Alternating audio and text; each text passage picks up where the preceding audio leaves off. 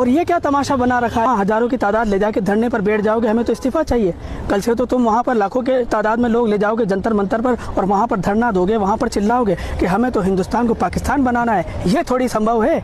और इन लोगों ने भोले भाले नौजवानों का ब्रेन वॉश करके उन्हें दिल्ली बुलाया, प्रोटेस्ट किया और धर्मेंद्र प्रधान जी से इस्तीफा लेने के बहाने इन्होंने दिल्ली में जमावड़ा डाला। वहाँ पर हज़ारों की संख्या में नौजवानों को इकट्ठा किया और जो इनके पीछे की ताकतें थी वो घर पर एसी में आराम कर रही थी और जूते खाने के लिए इन्होंने बेचारे भोले भाले सीधे साधे बच्चों को रोड पर डाल दिया। क्या मुझे बताया जाए, क्या कांग्रेस की हुकूमत में पेपर लीक नहीं हुए? कांग्रेस का राज था रामलीला मैदान में जब सरकार के खिलाफ प्रोटेस्ट हुआ तो इन्होंने लाठी चार्ज किया। 2012 में कांग्रेस गवर्नमेंट थी, 2012 में निर्भया कांड में जब मनमोहन सरकार से इस्तीफे की मांग की गई तो उन पर लाठी चार्ज किया गया। ये तो सिर्फ और सिर्फ मुद्दा बना रहे हैं क्योंकि माननीय प्रधानमंत्री नरेंद्र मोदी इतने लोकप्रिय नेता बन चुके हैं कि सिर्फ हिंदुस्तान ही नहीं हर के देशों के लोग भी उनसे जलने लगे हैं।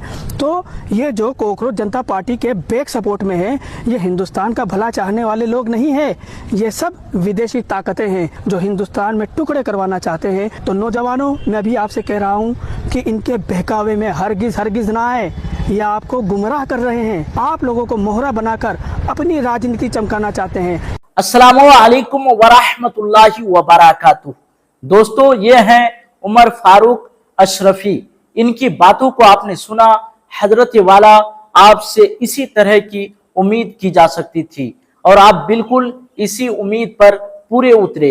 आगे भी आप अपनी इसी फिक्र पर कायम रहेंगे, मुझे यही उम्मीद है।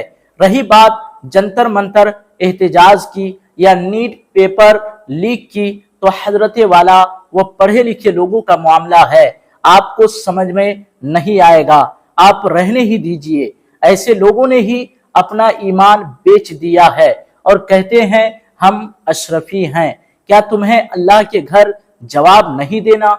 जनाब, थोड़ी बहुत तो शर्म करो। उमर फारूक अशरफी, नेताओं की वकालत करने से पहले तालीम, सेहत और अवाम पर हुए लाठीचार्ज पर भी बोलिए। जमहूरियत में सवाल पूछना गुनाह नहीं होता। पढ़ा लिखा इंसान किसी पार्टी का अंधभक्त नहीं होता, बल्कि सच का हामी होता है। नेताओं की तारीफ करने से पहले उनसे ये भी पूछिए कि तालीम का मियार क्यों गिर रहा है, अस्पतालों की हालत क्यों खराब है और अवाम की आवाज उठाने वालों पर ताकत का इस्तेमाल क्यों किया जाता है। याद रखिए, सत्ता बदलती रहती है लेकिन तालीम और बेदारी की ताकत हमेशा कायम रहती है।